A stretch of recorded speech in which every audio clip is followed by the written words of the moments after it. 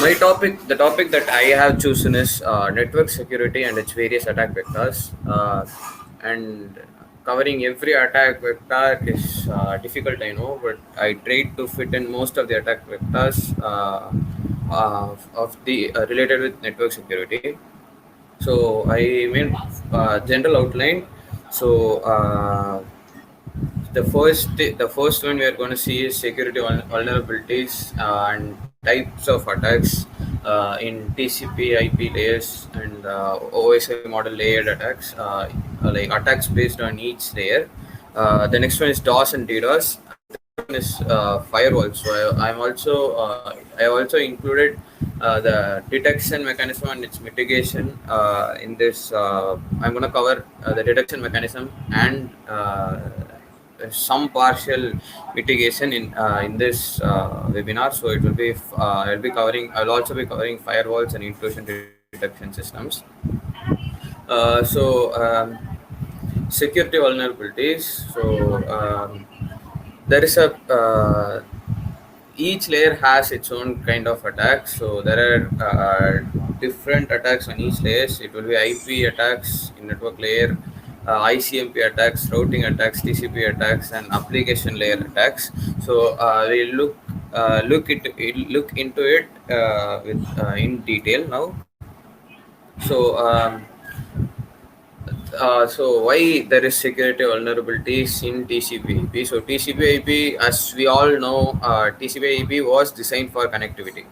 But the implementation factor, we have to consider the implementation factor. Each company or each organization or each end user, each entity will implement based on uh, their requirement. So, and sometimes the implementation may not be correct because of due diligence, and there will be faulty implementation. It will lead to bad security practices. So TCP/IP is assumed to have a lots of trust as it goes through handshake. And as you all know, software had bugs, have bugs, will have bugs. So we'll have to, and the other part is the user who has implemented the TCP/IP should regularly update the software or update it so that the security is intact. So, as I said, some elements in the specification were left to the implementers. So, it's in the hands of the implementers, the network admins, the network technicians, and the security engineers who are responsible for implementation of the TCP/IP suite. Will have some responsibility over the security of their network they implemented. Uh, so. We all know IP, so internet protocol. So IP is like the zip code of the internet world, or zip code of the internet world. The MAC address, we all know, is universally unique, but it's not used beyond our network. So MAC address is like who you are. So my name is Shyam, and Shyam will be my MAC address. But where I live will be my IP address. My zip postal code will be my IP address. So the IP address is used all over the internet to identify my place. So it's like my zip code, and it's predominantly used, as we know. So there are some security flaws in IP. For example, just you can see this diagram here. So uh, the S is server, so 1.1.3, A, B, and S are connected to a network, and C is in another network, and they are connected through internet. So internet is a collection of networks. So the flaws we are going to be concentrating in IP is, so A can masquerade as B to server S. So we have a name for this, and it's called and it is done using ARP spoofing. So ARP is address resolution protocol, and using ARP spoofing, you can masquerade A can masquerade as B. So can C claim it is B to the server S? Of course it can, and it can do through source routing. So these are I'll explain it what each of these are in detail. So the security flaws, like there are too many security flaws, and one of them is IP fragmentation. So IP fragmentation attack can be considered as a DOS attack. For example, there are like the RFC, request for comments, doesn't specify the size of an ICMP packet. So the host A can send any size, an ICMP packet of any size to host B. So in older computers, nowadays computers are pretty fast, but in older computers, if the uh, ICMP's packet size is so high, the computer will crash. It may also cause the system to brick. Brick means it's a brick means to damage the hardware permanently or to damage the computer permanently. So there are some flaws like this in the TCP/IP suite. The traffic amplification attack is also one of them. The traffic amplification is it will ping. It uses the attacker uses the broadcast address to amplify the traffic in that particular network, and to make denial of service DOS attack in that particular network. So just see about that in the future. So this is what ping flood is, and it can also be traffic amplification attack. Its other names traffic amplification attack. So what the attacker does is it uses the broadcast address. As we know, the broadcast address sends the message to all the hosts in that particular network. So what it will do is it will make sure that the victim here gets all the traffic. It will amplify the traffic using broadcast address, and it will make sure that the connectivity of the victim is crashed, or in some cases of older computers, the computer will itself crash. So here we come to our first attack. So it is ICMP attack. As I said, ICMP, as per RFC request for comments, I think it's RFC 793. So as per RFC, it doesn't specify the IETF, Internet Engineering Task Force, doesn't specify the size of an ICMP packet, and one of this is used, and this is called this attack is called ping of death. So the oversized ICMP packet is sent to the victim, and it makes sure the victim system crashes. So the main problems with ICMP is there's no authentication. Uh, so there's no authentication, and the ICMP, the second one is ICMP redirect message. So it can cause the host to switch gateways. So if the problem with the host switching gateways is it can lead to numerous attacks.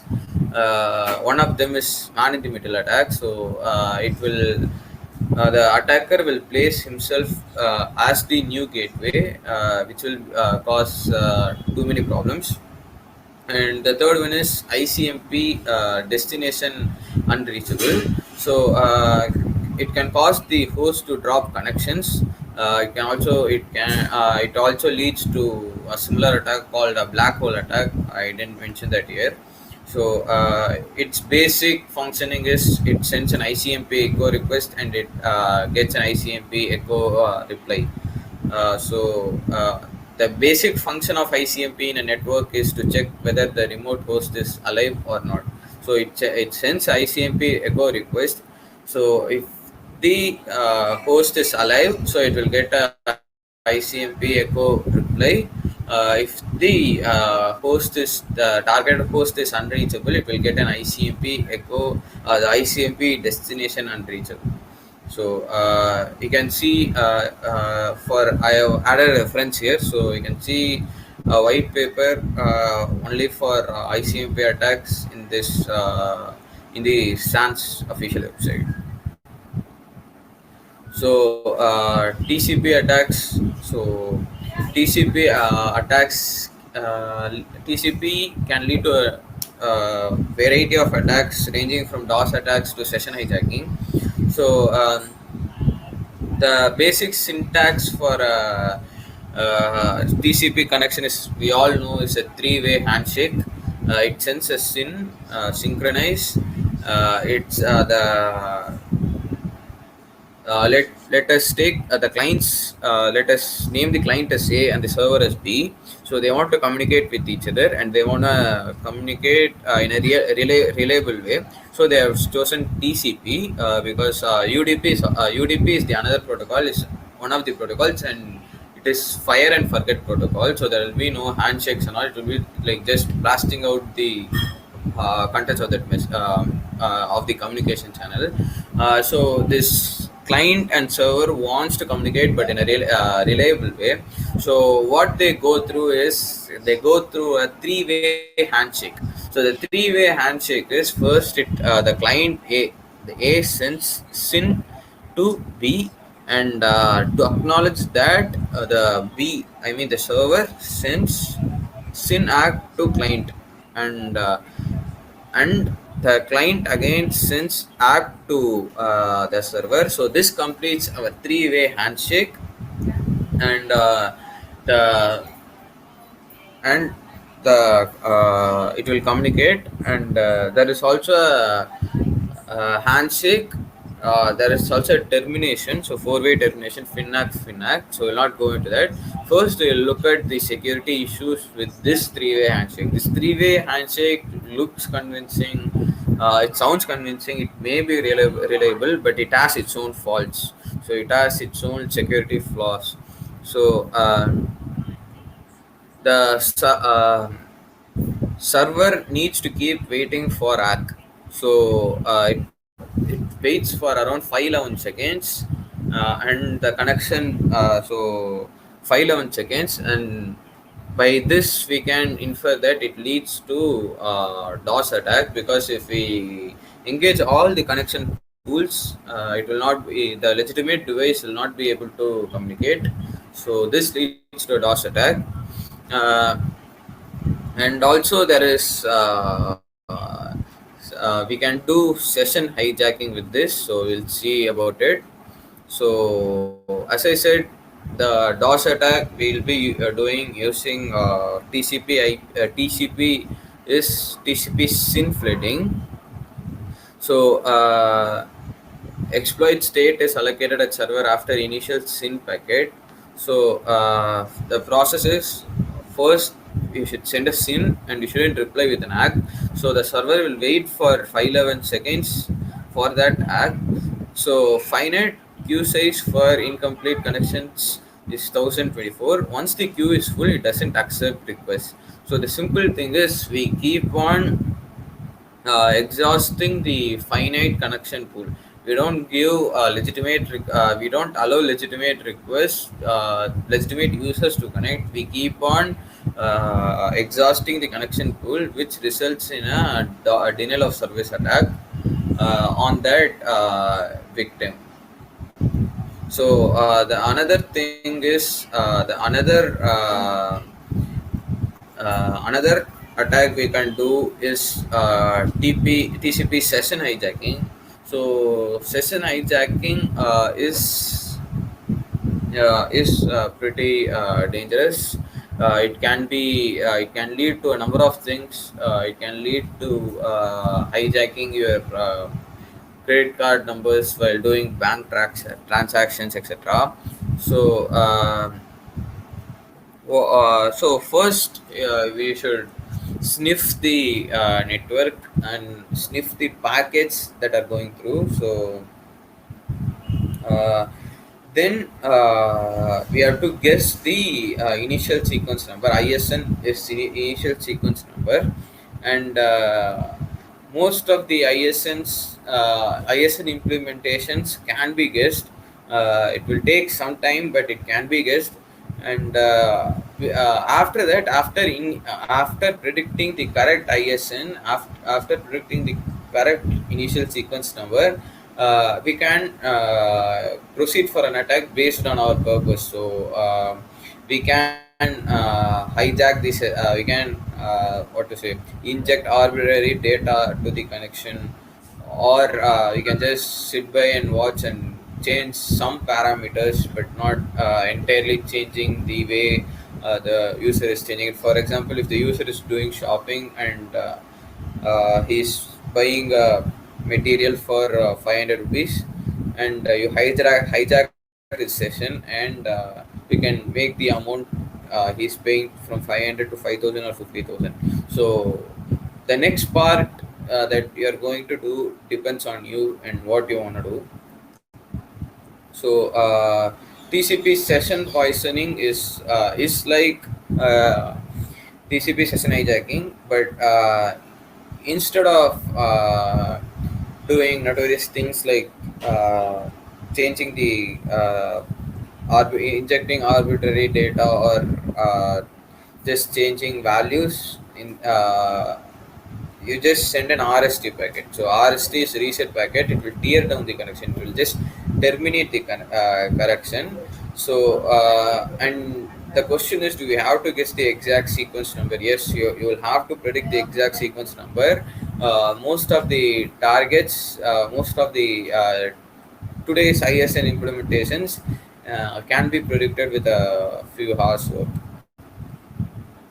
So and yes, you will have to also predict the window size.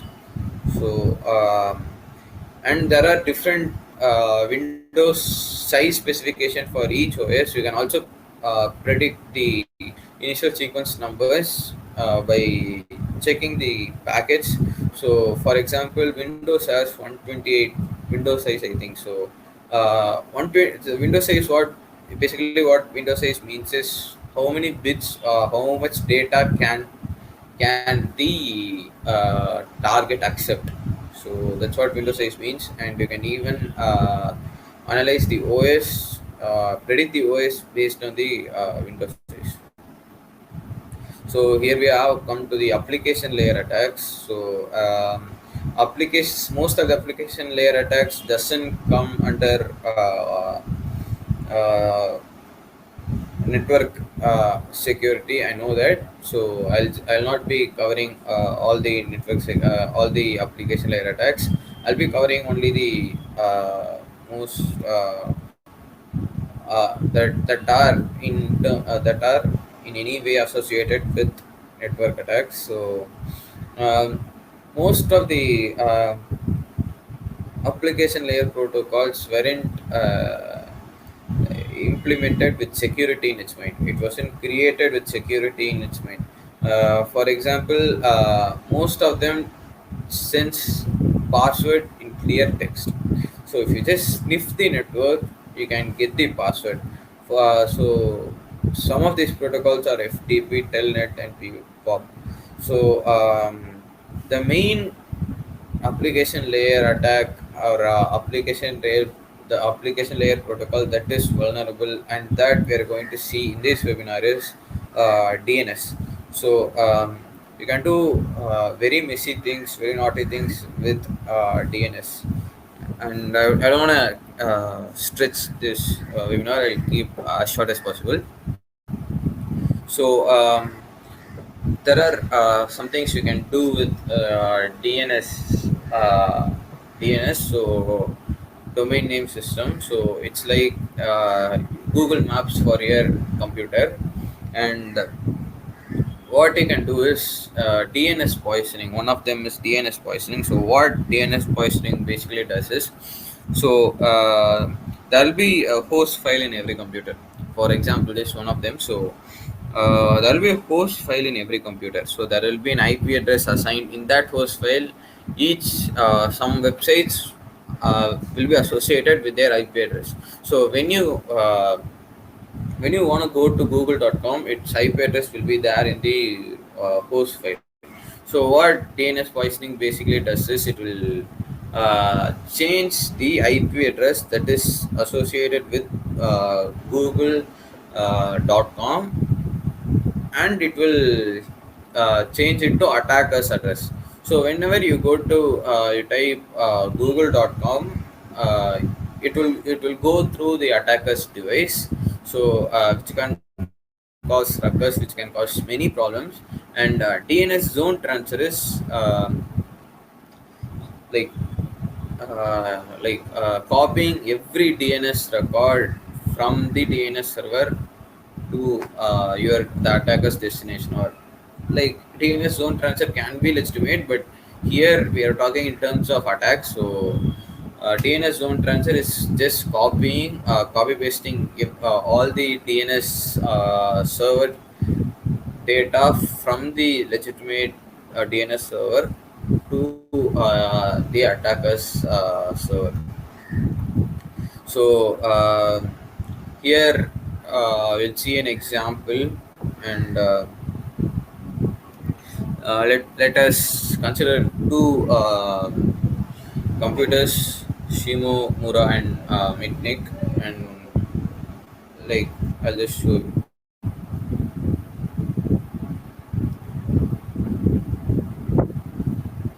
So what the Mitnick is the attacker and the target, and Shimomura and Trusted are legitimate computers, and Shimomura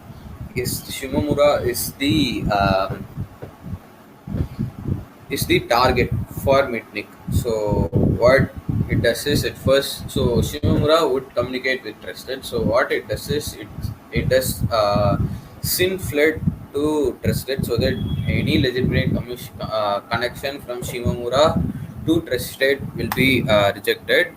So uh, what Mit so now what it does is Mitnick spoofs Trusted uh, to Shimomura, and it sends a SYN packet. But if you do IP spoofing, you will not get the packets returned back. So the SYNAC will be sent, and so Mitnick now has guessed an ISN.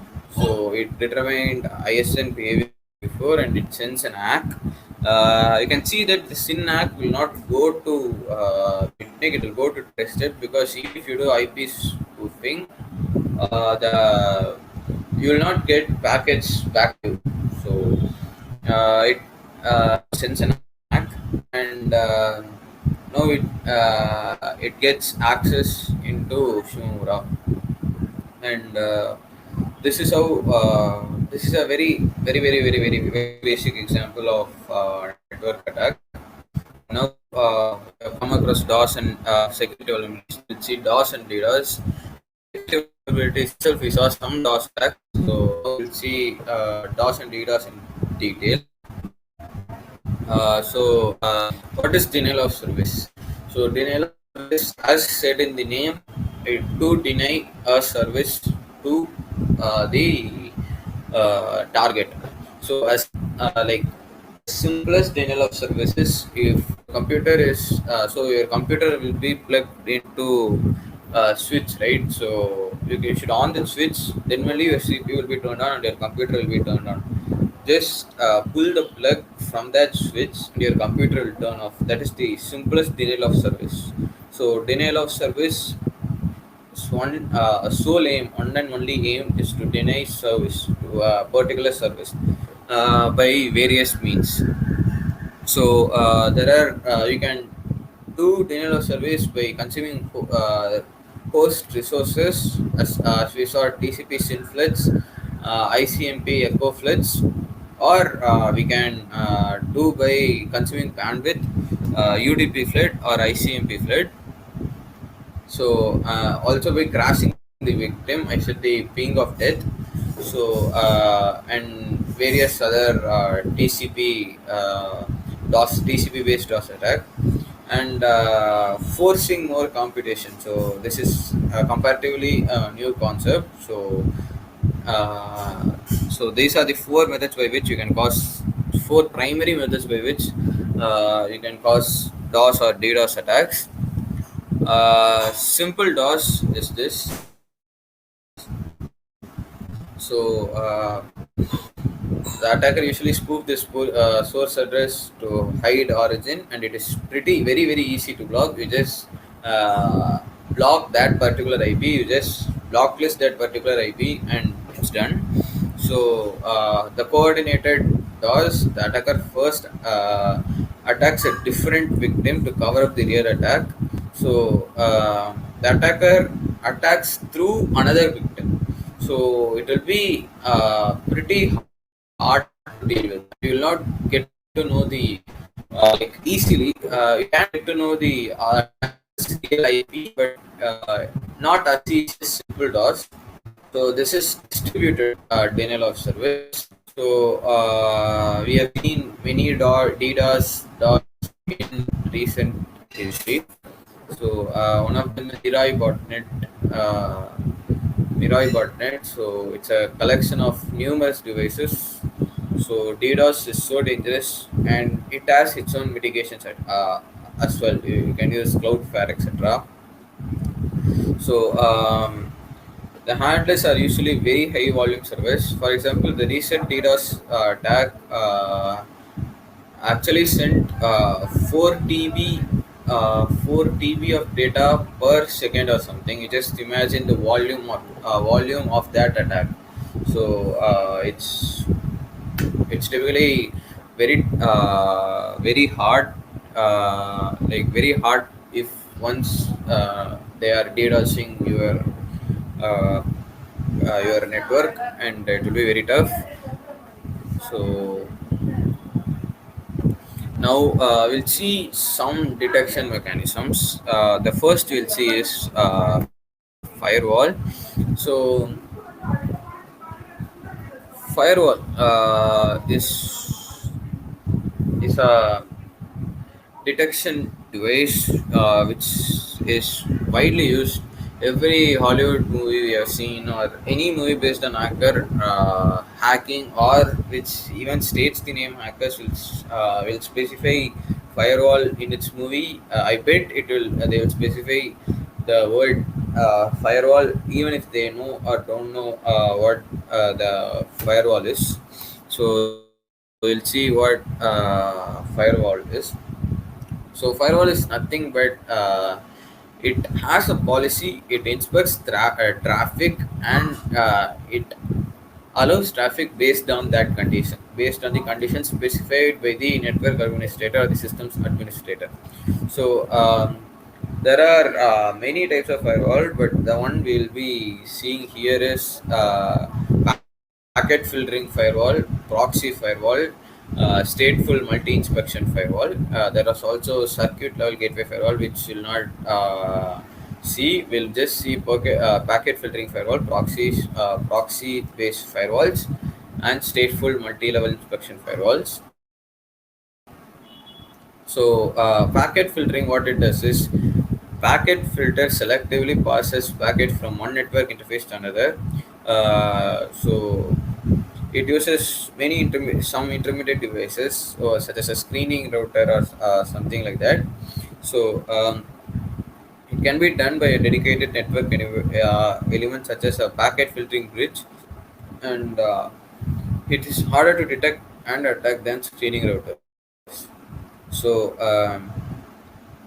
the data available to packet filtering firewalls are the following: IP source and destination, the protocol used, the source and destination ports, ICMP message type if it is ICMP, and packet options.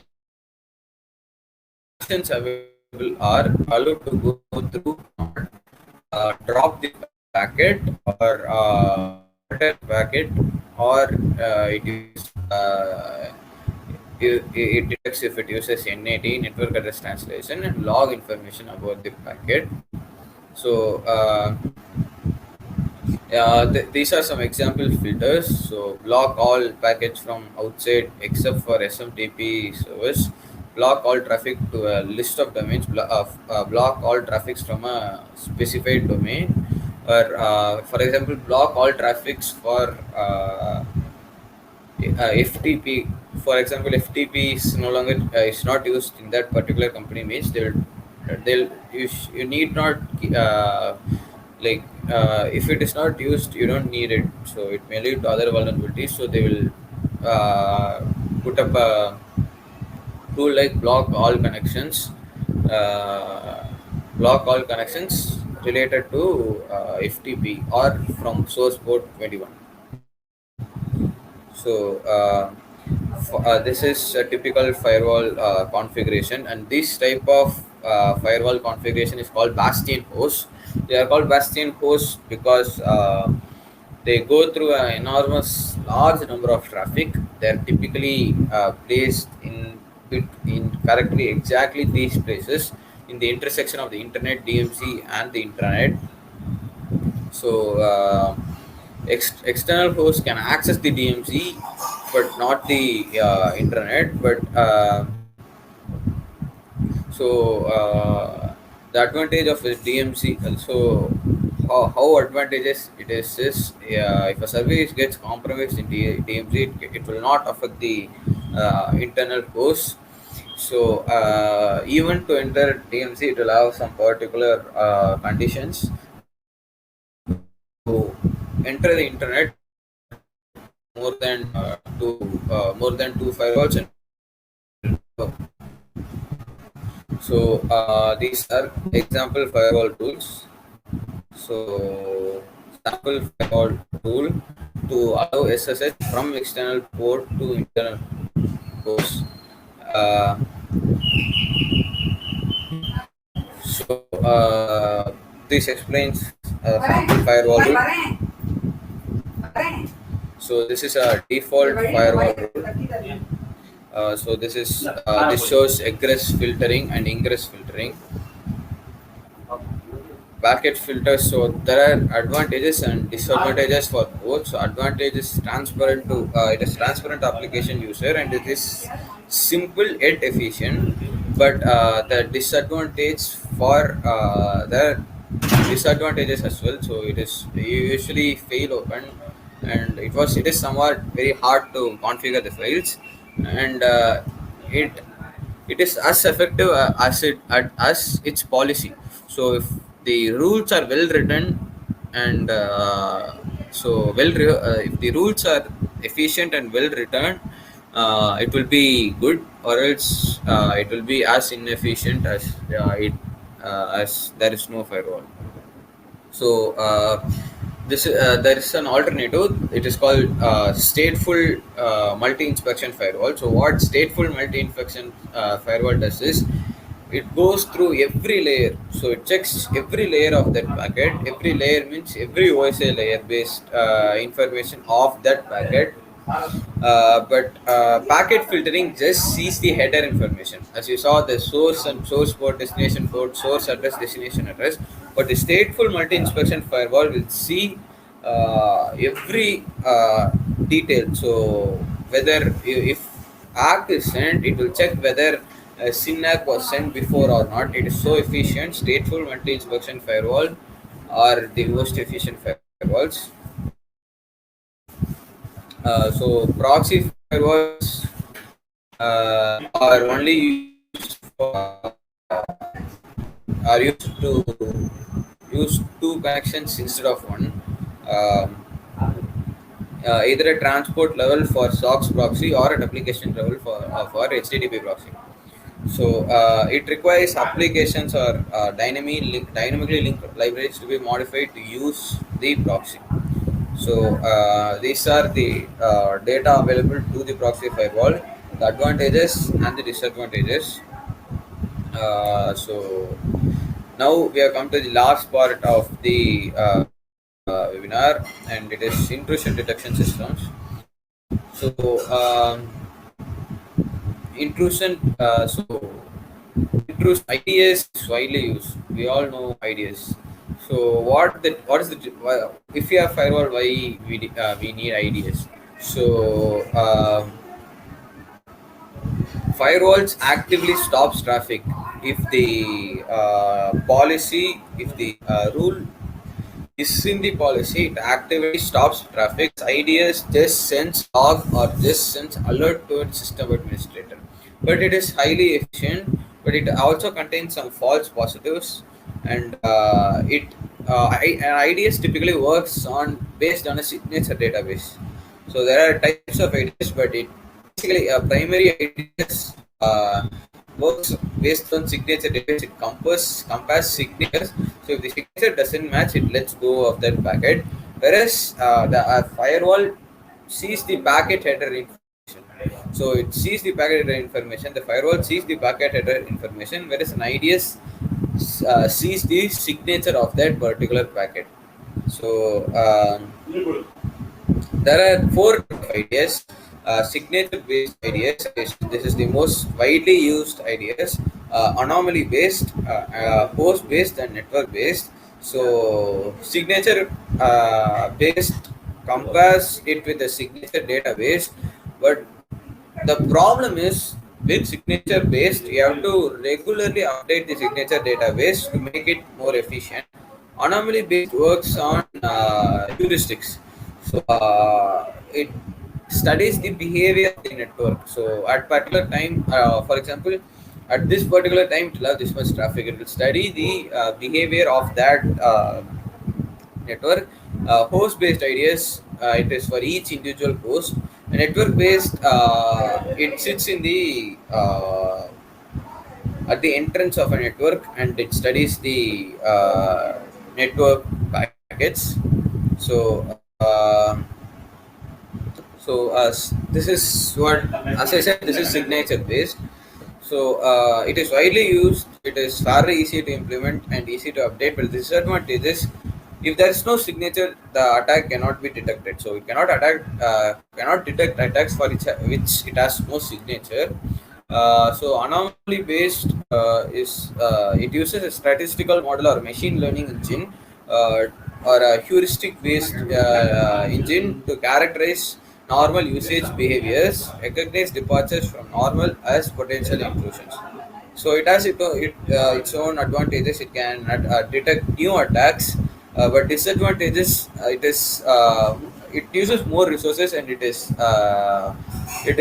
highly complex, and it is comparatively slow compared to other attacks, and it has a high range of high percentages of false alerts. So these are network based IDS. So they are all IDS are mostly unobtrusive. So the disadvantages are is fail open. NDS needs to create scene at the end. So you have complete where it's on the they used to implement it. So is pretty expensive compared to other options, because you have to implement it in each host, and like it just sends alert to the system administrator. So what will happen when the host gets compromised? So this is the summary of what we have seen. We have seen the TCP/IP security vulnerabilities, DDoS and DOS and DDoS, firewalls and IDS. So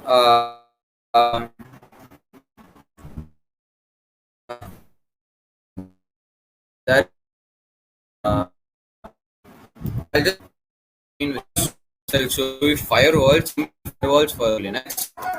So this is So UFilter is an inbuilt program for managing a link filter firewall. It's inbuilt in Linux, so you have to specify rules, etc. And the next thing I'll show is I didn't configure my VirtualBox set, so I'll just show you DNS recon of this particular website, which is for scanning. This DNS Python can be used for further DNS attacks like stone transfer and like poisoning, etc.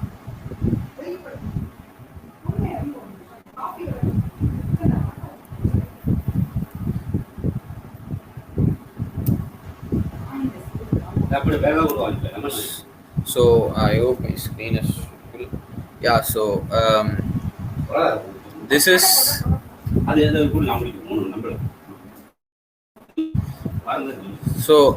this is the result we got. So it uses host records. So these are the results we got. So it uses Apache, it uses Ubuntu, SSH, and the services available are SSH, its IP address, and it is hosted in Linode and its location, etc. So thank you for giving me this opportunity. Thank you.